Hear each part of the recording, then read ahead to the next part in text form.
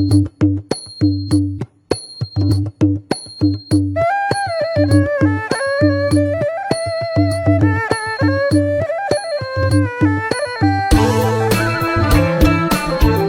្បៈសម្ដែងថ្លែងពីរឿងពិតណាយស្ដីពីជីវិតណាយក្នុងព្រៃម៉ាក់គីសិល្បៈសម្ដែងថ្លែងពីរឿងពិតណាយស្ដីពីជីវិតណាយក្នុងព្រៃម៉ាក់គីចលនាយុវជនយុវនារីកំឡុងសាមគ្គីអ្នកស្នេហាជាតិច្រៀងរាំកំសាន្តលំហែអារម្មណ៍អើយនិពន្ធដឹកនាំអើយបង្រៀនថែមទៀតច្រៀងរាំកំសាន្តលំហែអារម្មណ៍អើយនិពន្ធដឹកនាំអើយបង្រៀនថែមទៀតសិល្បៈមហាជនបដុំសនាតញាតមិនដែលរវិតសមោះជាតិខែមរាយុទ្ធសាស្ត្រសង្គ្រាមខ្សែត្រៀមប្រយុទ្ធណាយក្លាហានមួងមុតណាយខ្ញុំបានសិក្សា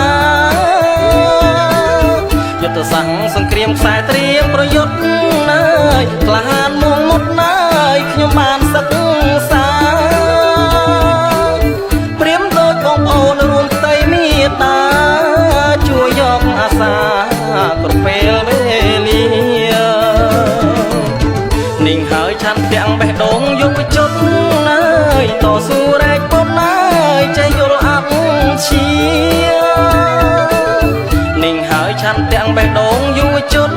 ណាយតស៊ូរែកពុនណាយចេះយល់អត់ជា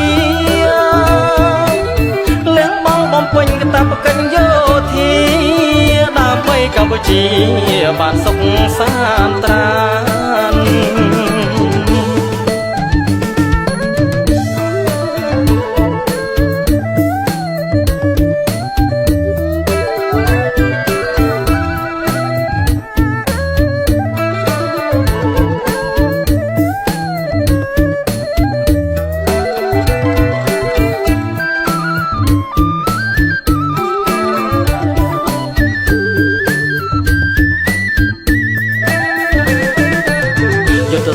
សង្គ្រាមខ្សែត្រៀមប្រយុទ្ធ